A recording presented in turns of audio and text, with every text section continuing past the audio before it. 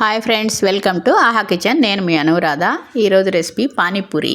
పానీపూరిలో water ఎలా చేసుకోవాలి, కూర ఎలా చేసుకోవాలి, అది పానీపూరీలు వేయించుకుంటే ఎలా స్టోర్ చేసుకోవాలి, ఇలాంటి టిప్స్తో ఈ వాటర్ చాలా ఈజీగా ఇంట్లో ఉన్న వాటితోనే మంచి ఫ్లేవర్ వచ్చేటట్టు ఎలా చేసుకోవాలో చెప్తాను.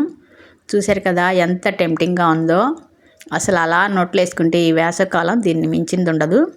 పొయ్యి మీద ఆయిల్ పెట్టుకొని అది హీట్ అయిన తర్వాత బయట పానీపూరి చిప్స్ దొరుకుతున్నాయి కదా, ఇవి మనకు కావాల్సినవన్నీ మనం వంట చేసుకునేటప్పుడే కొంచెం పక్కన ఆయిల్ పెట్టేసి ఇవి వేయించుకొని పూర్తిగా చల్లారిన తర్వాత ఒక కవర్లో వేసుకొని మీరు బాక్స్లో పెట్టుకున్నారంటే ఒకేసారి మీరు 2 రోజులకి 3 రోజులకి లేకపోతే ఎన్నైనా సరే అలా వేయించుకొని దాచుకోవచ్చు.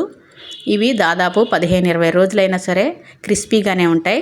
ఇలా వేయించుకొని చల్లారబెట్టుకొని దాచుకోవచ్చు వాటిని. తర్వాత వాటర్కి కావాల్సినవి చూద్దాం.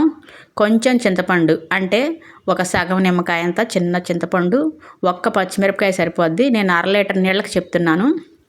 కొంచెం ఉప్పు, కొంచెం బ్లాక్ సాల్ట్, ఇది నల్ల ఉప్పు అంటారు చూసారా, ఇదే అసలైన ఫ్లేవర్ వచ్చేది నీళ్ళల్లో. ఇది చాట్ మసాలా. ఈ 3 ఉంటే చాలు మనకి. చాట్ మసాలా, బ్లాక్ సాల్ట్ ఉంటే చాలు. మనం బయట కొన్న ఫ్లేవరు సేమ్ టు సేమ్ వచ్చేస్తుంది. మనం క్వాంటిటీలు ఉప్పు, కారం, పులుపు కరెక్ట్గా వేసుకుంటే. కొత్తిమీర, పుదీనా కొంచెం ఎక్కువ తీసుకోండి, కొత్తిమీర కొంచెం తక్కువ తీసుకున్నా పర్లేదు. ఈ కొత్తిమీరని, పుదీనాని సన్నగా కట్ చేసుకోండి. పుదీనా కాడలున్నా పర్వాలేదు, మనం మిక్సీ వేసుకొని వడకట్టుకుంటాం కాబట్టి మరీ పెద్ద పెద్ద కాడలు కాకుండా కొంచెం చిన్న చిన్న కాడలు ఉంటే పర్వాలేదు. వీటన్నింటినీ చిన్నగా కట్ చేసుకొని ఒక్క పచ్చిమిరపకాయ మాత్రమే వేసుకోండి. కారం వేసుకుంటే బాగోదు.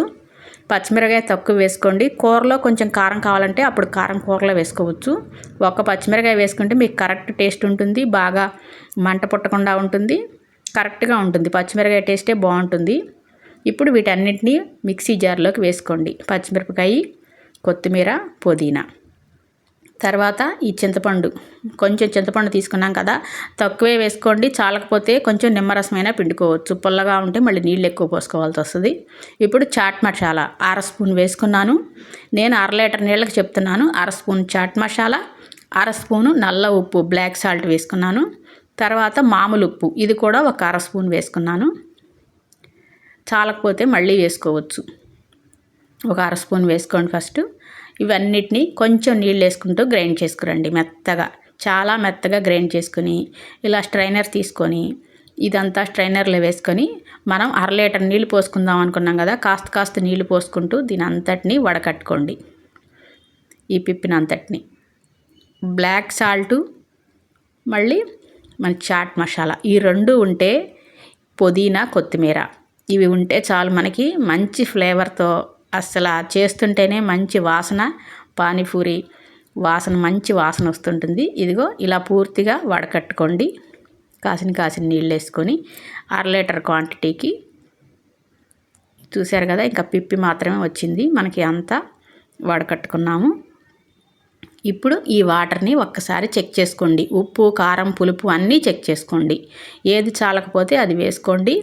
పులుపు మాత్రం తక్కువే వేసుకొని తర్వాత కావాలంటే ఒక చుక్క నిమ్మరసమైనా పిండుకోవచ్చు. ఇక ఉప్పు, కారం తక్కువైనా పర్వాలేదు, ఉప్పు చెక్ చేసుకోండి. కారం తక్కువైతే కనుక కూరలో కొంచెం ఎక్కువ వేసుకోవచ్చు. ఇప్పుడు బఠానీలని 6 గంటలు నానబెట్టిన ఈ తెల్ల బఠానీలని కుక్కర్లో వేసుకోండి.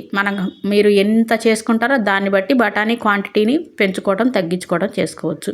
ఇప్పుడు బంగాళదుంపలు, ఇవి చిన్న చిన్న బంగాళదుంపలు, 2 బంగాళదుంపలు చెక్కు తీసి ఇలా చిన్నగా ముక్కలు కట్ చేసి ఈ బఠానీల్లో వేసుకొని వీటికి తగినన్ని నీళ్లు పోసుకొని కుక్కర్ పెట్టుకొని లో ఫ్లేమ్లో ఒక 4-5 విజిల్స్ రానివ్వండి.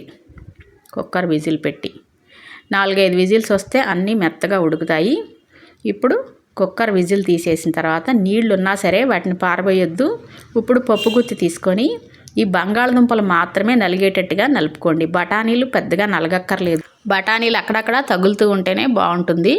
బంగాళదుంప అంతా మెత్తగా నలిగిపోయేటట్టు ఇలా మెదుపుకోండి. ఇప్పుడు ఆ వాటర్ని కొంచెంసేపు మళ్ళీ పొయ్యి మీద పెట్టండి. పొయ్యి మీద పెట్టుకొని సరికి మనకి ఈ వాటర్ దగ్గర పడతాయి. మనం కొంచెం ఆరేసరికి ఇది గట్టి పడుతుంది, అందుకని నీళ్ళు అసలున్నా తీయద్దు. ఇప్పుడు దీనికి తగ్గట్టుగా కొంచెం సాల్ట్ వేసుకోండి. తర్వాత కొంచెం కారం కూడా వేసుకోండి.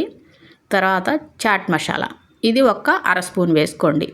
వేసుకొని దీని అంతటిని ఇప్పుడు ఒక్కసారి బాగా కలిపి ఈ నీరంతా ఎగిరిపోయే వరకు కొంచెం సేపు పొయ్యి మీద పెట్టండి.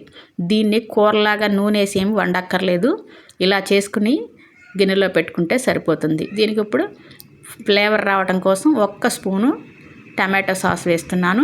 ఈ టమాటో సాస్ కూడా వేసుకుంటే అచ్చగా బయట కొన్న వాటికి మళ్ళీనే ఉంటుంది ఈ కూర కూడా.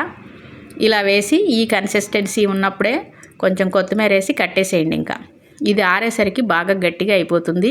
బంగాళదుంపని మెదుపుకున్నాం కదా, బఠానీ కూడా కొంచెం అక్కడక్కడ నలిగినాయి కాబట్టి ఇలా కొంచెం పలచగా ఉండగానే స్టవ్ ఆపేసుకుంటే మనకి కరెక్ట్గా ఉంటుంది. మరీ దగ్గర పడిందంటే మరీ గట్టిగా అయిపోతుంది. ఇలా ఉండగా ఇంకా కట్టేసి దీన్ని చక్కగా ఒక బౌల్లోకి తీసుకోండి. ఇప్పుడు మనం పానీపూరిని ప్లేటింగ్ చేసుకుందాం. ఒక్కసారి ముందుగా ఒక ప్లేట్లోకి మనం చేసుకున్న ఈ పానీ అంతా పెట్టుకొని ఉల్లిపాయలు సన్నగా తరిగి రెడీగా ఉంచుకోండి.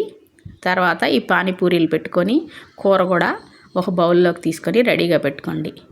ఈ పూరీల్ని చక్కగా అలా చిదుముకొని ఫస్ట్ ఉల్లిపాయలు దానిలో వేసుకొని తర్వాత ఈ కూర కూడా పెట్టుకొని